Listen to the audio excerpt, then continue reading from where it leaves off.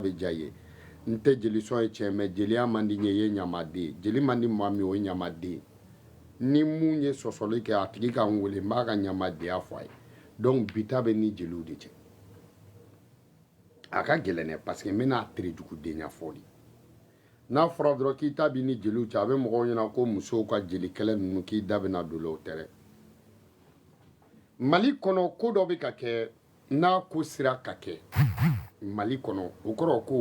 ko jeliw ka yɛrɛwoloya banna o kɔrɔ ko jeliw ka hɔrɔnya banna o kɔrɔ ko jeliya sara n'i ko jeliya sara o kɔrɔ i ko funɛya sara n'i ko jeliya sara i ko numuya sara n'i ko jeliya sara i ko garankɛya sara n'i ko jeliya sara i ko gesereya sara n'i ko jeliya sara i ko mabɔya sara n'i ko jeliya sara i ko wolosoya sara nin bɛɛ de bɛ wele ko jeli donc bita bɛ ni jeliw de cɛ ne bɛ fɛ jeli dɔ ka bɔ bi na k'a fɔ ko e bɛ na ko ka jeliya drapeau kɔrɔtan i kɛra jelimuso i kɛra jeli cɛ k'a fɔ ko ne kumakan tɛ mɛn o t'a la ne kumakan bɛ mɛn o t'a la ne man ka kuma mɛn o t'a la Mali Laginɛ Burkina Niger ne bala kote aw b'a dɔn u ye mun fɔ fɔlɔ ko ni manden ɲɛna ko ka jeliw ɲininka ko ni manden tiɲɛna ko ka jeliw ɲininka ko ni manden cira ko ka jeliw ɲininka ko ni manden jɔra ko ka jeliw ɲininka ni manden farala ko ka jeliw ɲininka ni manden kalala ko ka jeliw ɲininka o de kama jeli bɛɛ n'a ta don jeliya a bɛɛ ye anw yɛrɛ ka kan ye an ka kan de don jeli ni jeli tɛ adamaden na i bi sa i y'a faamu wa funɛ ka kɛ fu ye ka adamadenw jɛya garankɛ ka kɛ garan ye ka garan don an sen na an kana boli numu an ka ninɛkili n'an nu ye gesere i y'o faamuya wa gesere c'est-à-dire u ka gese da an ka sutura fini don woloso u k'an wele walasa an ka don so maabɔ u ka ko dɔ k'an kana nin bɛɛ kuma kɔrɔmanw ye nin bɛɛ bɛ anw yɛrɛ ka danbe a n'an ka jogo de ko mɔgɔ mun tɛ nin kɔrɔ dɔn tɛnpan misɛnninw ne n'u tɛ se ka baro kɛ parce que i dalen don i fa la i mɔkɛ i fa y'a sɔrɔ i mɔkɛw de bolo e fa ye mun fɛ o ye nkalon ye ale y'a mɛn a mɔkɛ mun da mɔkɛ in tun bɛ nkalon de kan donc minnu y'a mɛn tulomasamaw da olu tun bɛ nkalon de kan donc ne ta mɛnna bɛnbakɛw ni bɛnbakɛ kɔrɔmanw de da a tɛ sɔsɔ a tɛ ci ko jumɛn de bɛ ka kɛ n'o kɔrɔ ko jeliya banna ko jumɛn de bɛ ka kɛ n'o kɔrɔ ko ŋaraya banna ko jumɛn de bɛ ka kɛ n'o ko kɔrɔ ye ko jeliya lafura mali jeliw ni laginɛ jeliw ne bala ko tɛ jeli tɛ yen mali jeliw ni laginɛ funɛya tɛ yen mali jeliw ni laginɛ jeliw cɛ i y'a faamu da pla de bɛ yen mɛ jeliya tɛ yen kumakɛlaw de bɛ yen mɛ funɛya tɛ yen i y'a faamu wa kɛwale yiralaw de bɛ yen mɛ danbe tɛ numuso la bilen i y'a faamu wa kɛwale yiralaw de bɛ yen mɛ garankɛya banna sinon ko kelen bɛ ka kɛ ko min n'o b'a jira ko jeliw ka yɛrɛwoloya banna n'o b'a jira ko jeli halalaya banna a b'o ko dɔn alliance Niger Mali Burkina alliance Laginɛ t'a la jeliw ni Laginɛ ma don alliance la o kɔrɔ ko jeliw o kɔrɔ ko manden ma ci jeliw ɲɛna ni Laginɛ ma don alliance la o kɔrɔ ko jeliw ma k'u fa ye ni Laginɛ ma don alliance la o kɔrɔ Mamadi kɛra halala ye mais jeli o jeli bɛ Laginɛ k'a bɛɛ kɛra ɲamaden ye ko ne bala de y'a fɔ ni jeliw ma don alliance la ko ne ni Mamadi ni Laginɛ ma don alliance la ko ne bala de ko tɛ jeli o jeli bɛ Mali kɔnɔ ni Mamadi ma don alliance la Guinée ma don alliance la ko ne ko tɛ dɔn k'a bɛɛ ɲamaden ye n bɛ k'aw kɛlɛ n'aw faw ka kumakan de ye n bɛ k'aw kɛlɛ n'aw fasiya de n'i b'i fasiya dɔ bɔ ne ye hɔrɔnden yɛrɛ wolo ye ne bɛ n fasiya dɔn n bɛ n fa danbe dɔn n bɛ hɔrɔnya dɔn ni e ye jeliden yɛrɛ wolo ye k'e ye halala ye i y'o faamuya wa k'e fana ye yɛrɛ wolo ye i bɛ se ka bɔ ka hɔrɔnw dala minɛ k'i tanama cɛ hɔrɔnkɛ sigilen bi yan sitan den toro yirijugu feere mun de fɔra ni Mali ni Laginɛ farala o kɔrɔ ye mun ye o kɔrɔ ko jeliya banna depuis Ala ye diɲɛ da jamana bɛɛ bɛ se ka fara fo Mali ni Laginɛ depuis Ala ye diɲɛ da masakɛ minnu tɛmɛna kɔsa in na i y'a faamuya wa Seku Ture tile la i y'o faamuya wa Sékou Touré clé là Mali ni Laguinée ma fara Lassana Conté clé là Mali pancharati qui ban kaka qui ba kaka dédouanement qui ba kaka transiter ke Laguinée ka ta ke Côte d'Ivoire Lassana ma foi fort kele wuli la Côte d'Ivoire rébellion na ya famé wa donc boake kun tigelo no marchandise kun tise kana Mali klala kana kata Lassana Conté voir kambe fait ka porta Lassana kuma koni dogoni ni koroke kelela ni dogoni pana kata ka marchandise ta ya fa mogo wɛrɛw fɛ n'a n'olu kɛlɛla n'a nana kɔrɔkɛ ma k'ale mago bɛ marchandise la kɔrɔkɛ tɛ se ka foyi fɔ port ye Mali ta ye Lassana Conté y'a fɔ a kɛra jeliw ɲɛna jamana ma fara olu tile la tout dernièrement u ye embargo bin Mali kan Asimu ninnu y'u da tulu la k'u da lɛ la u taara se Dunbiya ma Dunbiya ko port ye Mali ta ye o kɔrɔ masakɛ filaw ma kɛ ɲamaden o kɔrɔ masakɛ filaw ma ɲinɛ jamana kɔ o kɔrɔ Dunbiya ye halala ye Asimu ye halala ye Dunbiya ye yɛrɛwolo ye Asimu ye yɛrɛwolo ye i y'o faamu masakɛw Lassana Conté tile la Sékou Touré tile la i y'o faamu jeliw tun bɛ yen hɔrɔnkɛw tun bɛ yen bon sisan nɔ hɔrɔnkɛw bɛ yen parce que Mamadiya ka hɔrɔnya dafa Mamadiya ka yɛrɛwoloya dafa hɔrɔnkɛw tun bɛ yen Asimu y'a ka hɔrɔnya dafa Asimu y'a ka yɛrɛwoloya dafa tout dernièrement olu fila ni ɲɔgɔn cɛ bi bi in na o jamanaw ka taa fara ɲɔgɔn kan i y'a fɔ Laginɛ mun ye port dayɛlɛ Mali ye Laginɛ t'a la aw jeliw ma se ka ɲininkali kɛ Asimu mun de bɛ yen e ni Mamadi ta parce que masakɛya ka misɛn fasiya kɔrɔ Asimu président ka misɛn fasiya kɔrɔ président ye bilakoro ye i y'a faamuya wa jeliya kɔrɔ ɲɛmɔgɔya bilayi talayi donc k'a fɔ Dunbiya jeliw fana ma se ka Dunbiya wele k'a sigi k'a fɔ numukɛ mun de bɛ yen alliance ko in na e m'anw don a la o tuma i b'an kɛ ɲamaden yan alliance ko in na e ma don alliance la o tuma la Dunbiya e ɲɛna ko anw tɛ balo la wa anw ma don alliance la o tuma Dunbiya e de ta ye i ye Laginɛ président de mais e tɛ Laginɛ i ta tɛ Laginɛ i ta tɛ Laginɛ sa i ta t'i yɛrɛ ye anw jeliw de ta ye e ye munna e ma don alliance la Asimu ka jeliw ma se ka ɲininkali kɛ kalo kelen kalo fila kalo saba jamanaw farala ɲɔgɔn kan k'an to gɛlɛya la Dunbiya ye port dayɛlɛ a ye k'an to gɛlɛya la i y'a faamuya wa kɛlɛkɛminɛn bɛɛ nana Dunbiya ka port fɛ k'an to gɛlɛya la essence nana Dunbiya ka port fɛ CEDEAO ye embargo kan wa Dunbiya y'a ka port dayɛlɛ o embargo bɛ ban suko ni dugujɛ cɛ anw kana fara ɲɔgɔn kan o Dunbiya mun kɛra anw jigiya ye Dunbiya tɛ alliance la Laginɛ tɛ alliance la jeliw ma kuma o la funɛw ma kuma o la garankɛw ma kuma o la geserew ma kuma o la Mali ni Laginɛ ko aw ye jeliw fa n'u baw bɔdugu ye balafasɛgɛ bɔdugu ye olu aw fa n'aw baw olu ka maninkakan fɔ jeliya ka daminɛ ten aw sigilen don k'o lajɛ k'aw bɛ ka tɛgɛrɛ fɔ alliance kun alliance tɛgɛrɛ ka fɔ alliance sans Laginɛ bilayi n'a taara yɔrɔ la a ka sibiri da ne balaku la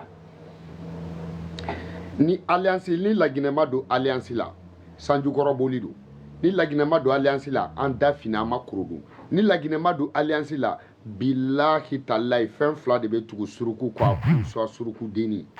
i y'a faamuya wa mɔgɔ mun y'i to gɛlɛya la ka na i ma mɔgɔ mun y'i to kɔlɔlɔ la ka na i ma mɔgɔ mun y'i to gɛlɛya la ka don i jigi kɔrɔ mɔgɔ mun y'i to gɛlɛya la ka k'i fa ye ka k'i ba ye k'i ɲɛjugu suma k'i ka fanga lasuma ni a sumayara n'o tigi mabɔra ɲɔgɔn na jeliw de bɛ wuli funɛw de bɛ wuli i y'a faamuya wa k'a fɔ ko mun de kɛra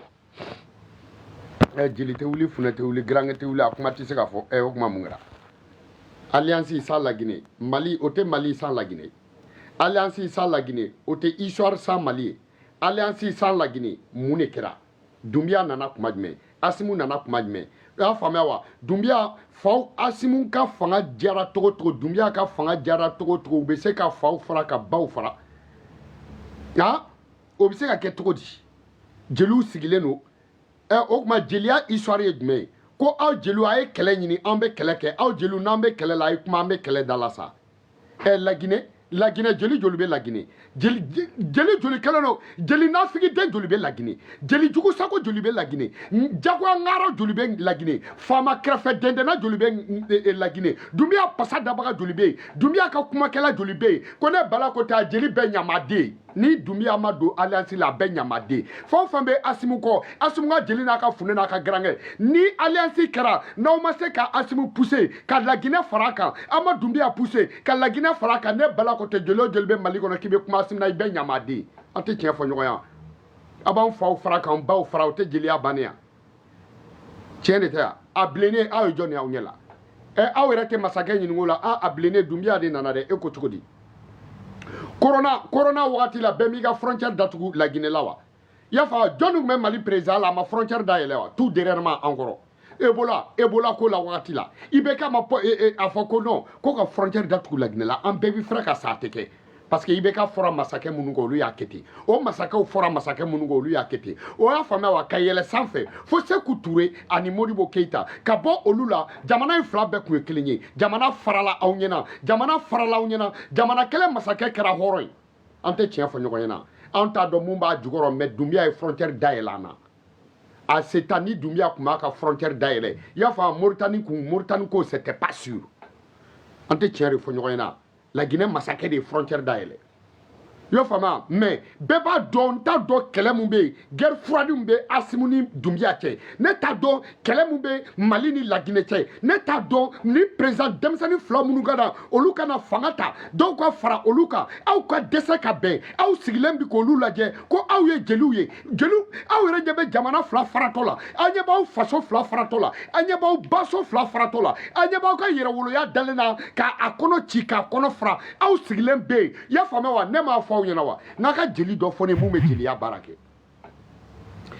a y'a ɲɛfɔ ne ɲɛna faama kɛrɛfɛ jeliw nafigidenw faama kɛrɛfɛ jeliw minisiri kɛrɛfɛ jeliw jeliya banna i y'a faamuya wa parce que jeliya ye jogo ni danbe ni kɛwale de ye jeliya kɛra nafolo ni sɔrɔ ni tɔgɔ ye comment c'est que aw yɛrɛ ɲɛ b'a la bɛɛ sigilen bɛ k'a lajɛ i y'a fɔ Dunbiya tolen don a kelen na actuellement Dunbiya tolen don a kelen na Dunbiya y'i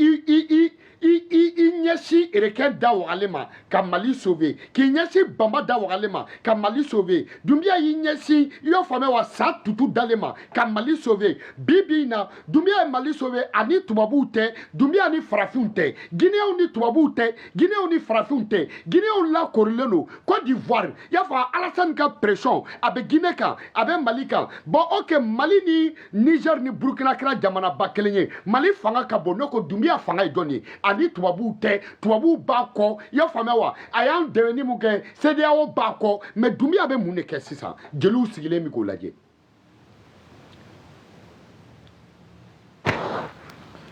i y'a faamuya wa jeliw sigilen bɛ k'a lajɛ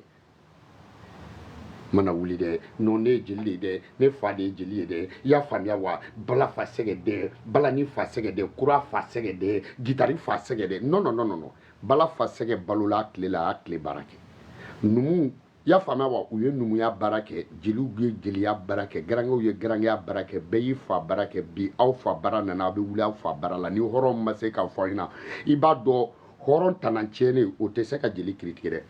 n'i ye hɔrɔn ye k'i sigi ka jeli kiritigi hɔrɔn dalen don a ka yɛrɛwoloya la hɔrɔn ma da i yɛrɛwoloya la i tɛ se ka jeli kiritigi hɔrɔn dalen t'i ka halalaya la i tɛ se ka funɛ kiritigi hɔrɔnkɛ yɛrɛ walasa i ka da la k'a fɔ k'i ka hɔrɔnya falen don i ni na i falen don i ba sinji la hɔrɔnya la i bɛ jeliw kiritigi a cɛkɔrɔba n'a denmisɛnnin fo jeliso bɛɛ ne bala b'a kɛ k'an sigi ni mun bɛ se ka ne tana tiɲɛ depuis ala ye ne da ne ma n tana tiɲɛ ne bala mɔgɔ tɛ farinya nkalon kan ne ma n tana tiɲɛ bilayi ne tana cɛ ko ten k'a fɔ nin de bɛ hɔrɔnya cɛ hɔrɔnden bolo ne bala t'a dɔn ne y'a kɛ wagati min donc jamana in tɛ se ka fara ni Mali ni Laginɛ farala ka jeli o jeli to balo la ko ne bala ko ten tɔ k'i ma kɛ halala ye k'i ɲɔgɔn ɲamɔgɔ den ma wolo Laginɛ kɔnɔ Mali kɔnɔ o kuma jeliya mun nafa ɲɛ an k'a ɲɛfɔ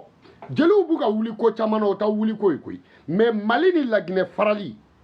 Laginɛ donbaliya alliance la n'a ye jeli o jeli sɔrɔ balo la ka alliance ko ka taa ɲɛfɛ ka sɔrɔ Laginɛ ma don a la n'a ye jeli o jeli sɔrɔ Laginɛ kɔnɔ i kɛra ɲamaden ye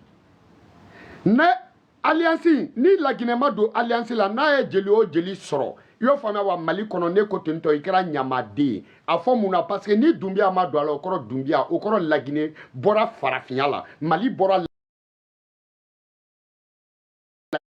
Laginɛ bɔra farafinya la Laginɛ bɔra Mali la Mali bɔra farafinya la an bɔra yɛrɛwoloya la anw yɛrɛ juguyara ni tubabuw ye tubabuw nana kan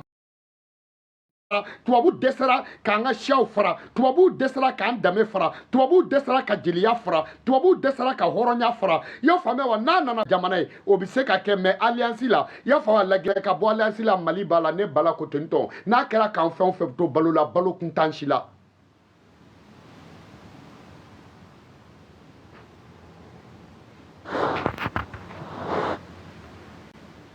i m'o faamuya wa i y'a faamu nin ye mun ye alliance bɛɛ bɛ ka tɛgɛrɛ fɔ alliance ko daminɛna jɔnni fɔlɔ bɔra k'u ka déclaration kɛ bɛɛ bɔra ka déclaration kɛ Dumbuya bɔra k'a ka déclaration kɛ i y'a faamu ni mɔgɔ bɛ Guinée attaqué i y'a faamu i ye la Guinée attaqué Dumbuya bɔra k'a kɛ halisa sisan alliance Dumbuya tɔgɔ tɛ alliance la alliance Guinée drapeau tɛ alliance la Guinée i y'a faamu c'est à dire Guinée drapeau t'a la Guinée plan t'a la i y'a faamu wa mais alliance bɛ daminɛ wagati mun na ne bala de ko ten tɔ an tɛ dɔwɛrɛ dɔn dɛ mais Dumbuya kɔni nana Guinéens nana ça c'est pur clair et vérité embargo ko la jɔn nana jamana jumɛn b'a la mun bɛ kɔgɔji bɔ jamana jumɛn b'a la bɛɛ jigi dara mun ka kɔgɔji da munna Guinée tɛ don alliance la a kuma yɛrɛ kisɛ man ca a kuma ka teli o ne ko Guinée bɛ alliance la wa Guinée t'a la ni Guinée bɛ alliance la est-ce que alliance ye 3 pays ya ni Guinée bɛ alliance la o ko a bɛ kɛ 4 de mais ok ni Guinée t'a la pourquoi Guinée t'a la pourquoi Guinée drapeau t'a la pourquoi Guinée plan t'a la pourquoi Guinée ministre t'a la pourquoi Guinée président t'a la pourquoi Guinée président tɔgɔ tɛ fɔ n'a fɔra putschistes Guinée président tɔgɔ bɛ fɔ n'a fɔra ko alliance Guinée président tɔgɔ tɛ fɔ la Guinée tɔgɔ tɛ fɔ pourquoi kun dɔ b'a la kun mun b'a la masakɛ fila jeliw de b'u jagoya u ka n'a fɔ an ye parce que olu de ko ten ko tubabu mara ninnu an t'a la n'an t'a la an tɛ taa bamanan mara la sa wa an tɛ taa an ka laginɛ kɔrɔlen na an ka manden kɔrɔlen na sisan an t'a ɲɛfɔ a bɛ se ka fɔ jeliw kan kuma lasigi k'a ba jeli ta kɛnɛ kan o tuma an yɛrɛ ye mun den sugu ye sisan an bɛ na carte sur table qu'est-ce qui ne va pas an k'a ɲɛfɔ Dumbuya ye mun kɛ ni Dumbuya ye ko dɔ kɛ n'a ma ɲɛ Dumbuya tɛ jinɛ ye wɔkulɔ tɛ adamaden de don an dɔgɔninw don an kɔrɔkɛw don an faw don an tɔntɔnw don Dumbuya mun de bɛ yen Dumbuya mun de bɛ yen ko dɔ kɔni bɛ yen Asimu mun de bɛ yen Ibrahim m'u bɛɛ la lagare u ye mun de ɲuguɲugu kuma f'e ɲɛna mun ka kɔrɔ ni bɛɛ ye i y'a faamuya wa n'o ye général Tchani qu'est-ce qui ne va pas pourquoi on voit pas la Guinée envers à côté de vous ne ko la Guinée yɛrɛ bɛ côté jumɛn na an nin tɛ CEDEAO ko la Dumbuya da tɛ CEDEAO ko la Dumbuya da tɛ alliance ko la Dumbuya da tɛ foyi la Dumbuya kelen kɔni bɛ yen dɔrɔn k'a isolé yen nɔ o tuma a bɛ yira Dumbuya la qu'est-ce qui ne va pas Dumbuya mais Guinée jeli jumɛn bɛ bɔ ne ni kuma ye jeli jumɛn bɛ se k'a fɔ k'e hakili ma jigin na tile kelen n'i y'a fɔ u b'i da fara parce que i ye nataba jeli de n'i y'a fɔ u b'i da fara parce que i ye waritigiw ka jeli de n'i y'a fɔ u b'i kengen ci parce que i ye jeli place ɲinina de n'i y'a fɔ u b'i da fara f'i tɔn parce que u yɛrɛ b'a dɔn i ye nataba den de u b'a dɔn i gɛrɛl'u la nata kama i t'u ka jeli o u bɛɛ kɔrɔbayara ka jeliw t'u ka so i nana nata kama parce que i nɛn de ka di bɔ i ka tiɲɛ fɔ kɛ nin bɛ se ka kɛ cogo di qu'est-ce qui ne va pas o tuma jeliya bɛ kɛ wariya jeliya bɛ kɛ wari de ya jeliya bɛ kɛ nɛn ka di de ya jeliya bɛ kɛ tɔgɔ ɲini de ya jeliya bɛ kɛ yɛrɛ yira de ya jeliya bɛ kɛ mun ye jeliya ye jogo ni danbe ni kɛwale bilahi talahi donc jeliw bɛ k'u fa ye ni hɔrɔn sɔrɔla aw de da ko tɛ karisa ye hɔrɔn ye karisa ye hɔrɔn a ye hɔrɔn minnu fɔ an b'a dɔn a ka ca hɔrɔn 25 o kɔrɔ aw yɛrɛ bɛ k'aw halala de a bɛ kɛ halala jeli de jeliya tɛ siran ye jeliya tɛ fugaridenya ye jeliya tɛ natabadenya ye jeliya tɛ dabarabadenya ye jeliya ye jogo ni danbe ni kɛwale de a b'a jogo yira aw b'aw danbe yira wa a kɛwale a b'a kɛ a bɛ Dumbuya aw bɛ délégation de former jaakuya aw fa siya kama jaakuya jeliw aw ba siya kama jaakuya funɛw aw fa danbe kama jaakuya numu aw ba danbe kama jaakuya garangew a c'est forcé oui an ka ɲɛfɔ kɛ ni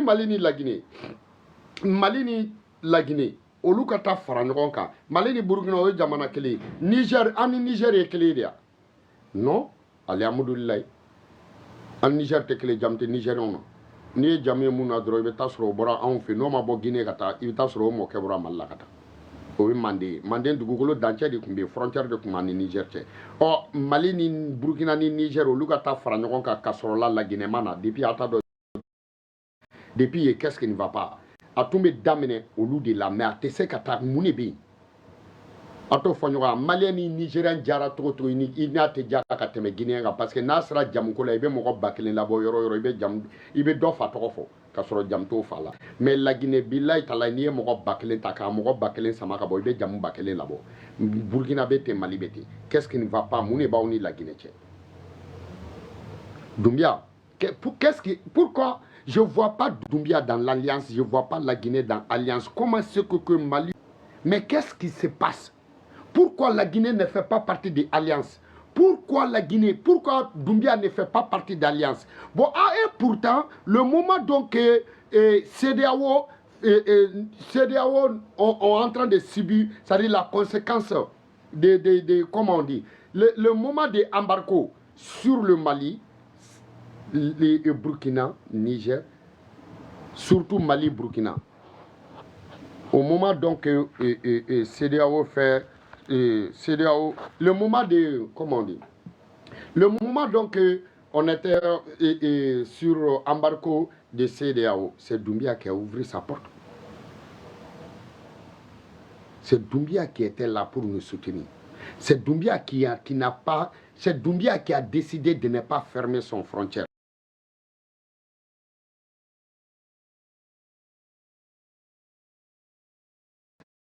Burkina, il n'y a pas fermeture de frontière. Maintenant, Burkina, Mali, ils vont aller quel port? C'était pas ils ne vont pas aller en Côte d'Ivoire quand même.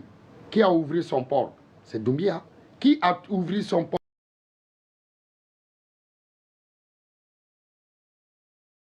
pour nécessaire manger de la Guinée? Même tout par la Guinée. Et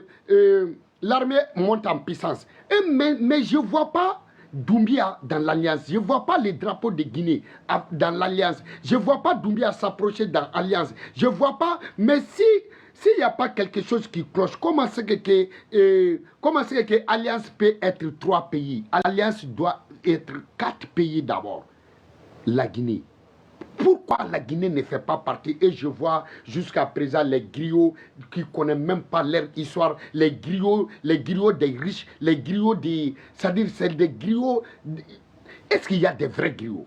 Qui est des vrais griots en Guinée pour demander à la Guinée et à Doumbia de faire partir? Obligatoire, Doumbia doit venir dans AES. C'est obligatoire. Si la Guinée n'est pas rentrer dans l'AES, ce qui veut dire qu'il n'y a pas un vrai guerrier, il n'y a pas un vrai griot, c'est-à-dire des sangs en la Guinée. Ça veut dire que tous les vrais griots sont morts. Ça veut dire que les races griots, on doit l'égorger. Parce que c'est impossible. C'est impossible. Ça veut dire qu'il n'y a pas de vrais griots en Afrique occidentale, en Afrique, c'est-à-dire qu'il n'y a pas de vrais griots en la Guinée, il n'y a pas de vrais griots au Mali. Parce que c'est ça, le vrai rôle des griots.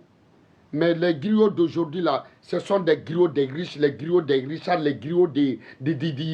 griots matérialistes. Vous ne pouvez pas même oser de dire la vérité à des présents. Qu'est-ce qui se passe entre Doumbia et Assimi Goïta? Pourquoi Doumbia ne fait pas partie? Mali n'a jamais eu un pays proche plus que la Guinée. Dans toute l'histoire. Je vous répète. Mali n'a jamais un ami.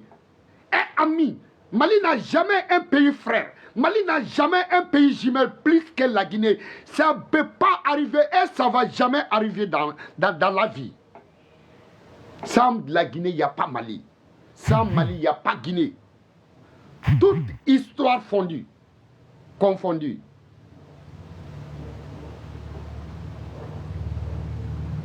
Dis-moi. Dis-moi, les griots, et je vois des griots à côté de Doumbia. Je vois des griots à côté de Doumbia. Je vois des griots à côté de Assimi. Je vois les griots chantent pour Assimi. Tout ça c'est bien. Je vois des griots chantent pour Doumbia. Et les fournets de n'importe quoi. Mais pourquoi vous ne pouvez pas oser de dire ça des présents? Tout dernièrement. Quand CEDEAO a dit de fermer la frontière, Doumbia a refusé de fermer son frontière. Avant Doumbia, au moment de Ebola, quand Ebola a frappé la Guinée, tout le monde a fermé ses frontières à la Guinée. Ibeka, il n'a pas fermé sa frontière, son frontière. La frontière du Mali, on ne peut pas fermer. Qu'est-ce que ça veut dire? C'est deux frères, c'est deux pays jumeaux.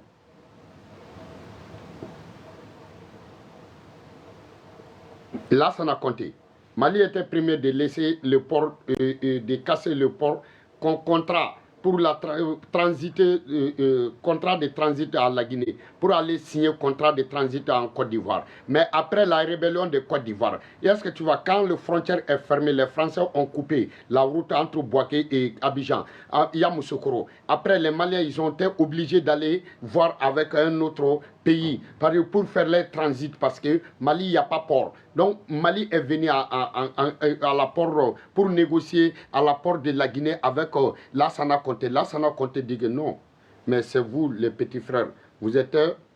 les premiers de nous abandonner. Si ton petit frère t'a abandonné pour aller chercher son matériel, est-ce que tu vas de commerce dans un autre pays et qu'il y a eu problème là-bas, il est venu à la maison, il dit que grand frère, bon, je suis venu, est-ce que tu peux dire quelque chose? Il dit, voilà la porte, ça nous appartient nous tous. Mais si c'est vrai que Mali et la Guinée, c'est le même pays, est-ce qu'actuellement, si Mali et la Guinée sont des mêmes pays, est-ce qu'on peut rentrer dans l'Alliance à la Guinée? Vous les griots, je vous attends. J'attends votre réponse. Donc vous êtes des griots que des pauvres. Vous êtes des griots des petits qui sont dans la rue. Vous êtes des griots que des salons, dans les salons. Vous êtes des griots pour aller manger. Vous êtes des griots. Est-ce que tu vois des griots matérialistes? Vous ne pouvez pas dire ça à Assimi? Vous ne pouvez pas parler ça à Doumbia. Vous nous dites, vous en train de nous casser nos oreilles que vous êtes des griots. Est-ce que tu vois, si vous êtes des griots, mais personne ne peut imiter être des griots. On s'est né griot. Si tu es né griot, c'est que tu es né noble. Si tu es né griot, c'est que tu es né pour être, c'est-à-dire le savoir africain.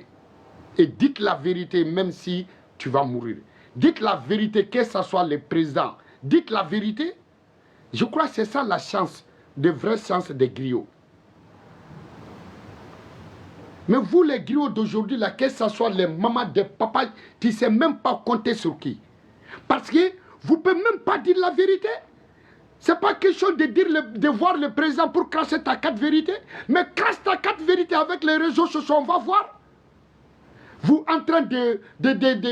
griots, rester dans la voiture, que dit n'importe quoi. Doumbia ne fait pas partie de l'alliance. Ça veut dire qu'il n'y a pas de vrais griots en Guinée. Tous les griots de Guinée sont déjà morts. C'est des morts vivants. Ils ne sont pas nés nobles. Assimou,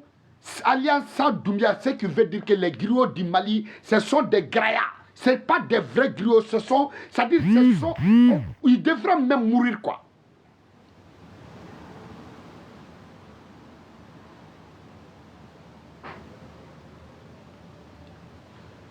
Yeah. Donc, il faut qu'on se respecte nous-mêmes. Il faut qu'on se respecte nous-mêmes. Alliance sans Doumbia, ça c'est quoi? Ça c'est quoi? Qu'est-ce que ça veut dire? Oh, Alliance sans Doumbia. Maintenant, on va compter jusqu'à la porte des Maroc. Est-ce que nous et les Marocains, il y a des guerres froides? Quand les Marocains, Maroc avait le plus puissant armée d'Afrique. Maroc est venu, c'est-à-dire Maroc est venu prendre toutes les Nord durant 300 ans. Avant d'être esclave des Toubabs, c'est-à-dire on était esclave des Marocains durant 300 ans. Mais quand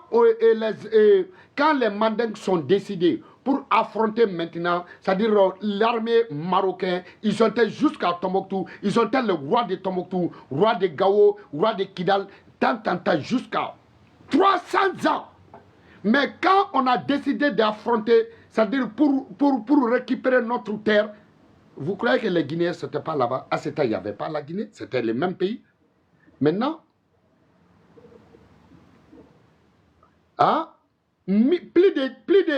plus de 150 000 hommes. On a tué tout. Marocains, ils ont laissé que 6 garçons, 6 adultes d'aller rentrer à Maroc. Sinon, ils ont tué tous les restes.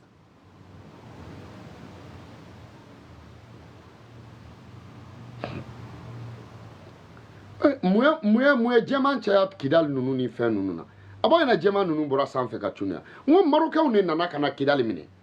Marocains yo Tombouctou minɛ ka Kidal minɛ yo fama ka Gao minɛ 100 u y'o de kɛ olu de bɛ taa ni mɔgɔw ye ka t'u firi. Olu de ye mɔgɔw kɛ jɔn ye. U b'aw minɛ u b'aw firi tubabu ma tubabu bɛ taa ni 100 o y'a sɔrɔ tubabu yɛrɛ ma na. Marocains kun b'aw minɛ ka taa firi 100 Marocains y'o de kɛ nord la yanni tubabu kana 100 bɛɛ y'u ka jɔn ye 100 y'a fama wa u bɛ sanu bɔ y'a fama bɛɛ y'u ka jɔn ye u bɛ sanu bɔ compte rendu t'u ni mɔgɔ cɛ 100 ngo de kama suraka cayara ngolu de ni farafin ye den minnu sɔrɔ suraka na cogo filɛ n'anw fɛ suraka ninnu a b'u dɔn suraka na cogo filɛ nin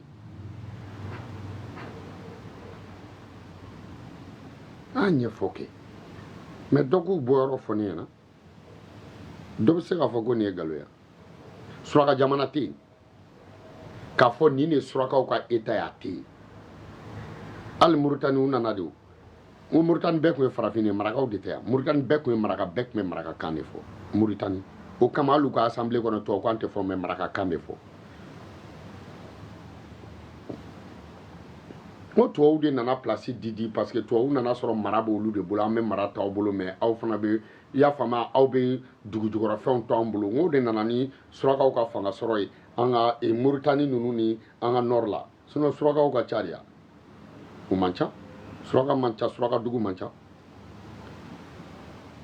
mais surakaw ye jumɛn arabu ni farafin kelen ka den sɔrɔ o de ye suraka ye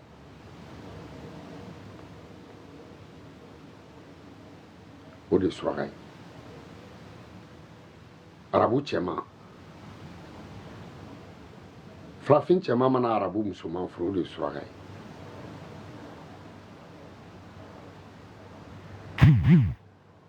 suraka cɛman mana farafin musoman furu o de ye fila nacogo ye aw bɛna mun de fɔ anw ɲɛna mɔgɔ bɛ se ka kɛ an bɔra sanfɛ jɔnni bɛ bɔ sanfɛ ka cun Alliance Sans Doumbia o bɛ se ka kɛ cogo di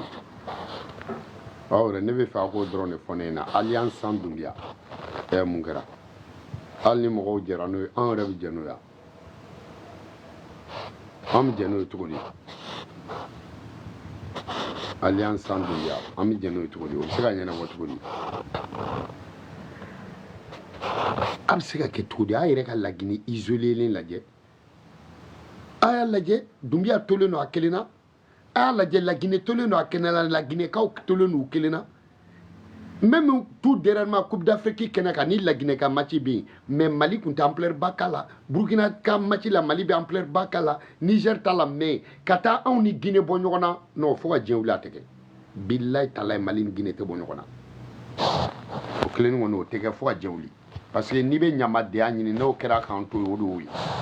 n'i bɛ i bɛ fɛ Mandenka bɛ fɛ k'a ka ɲamadenya dɔn ni Mali ni laginɛ tilala i y'a faamu Mali ni laginɛ n'u ma fara ɲɔgɔn kan i y'a faamu u m'u bolo di ɲɔgɔn ma u ka fara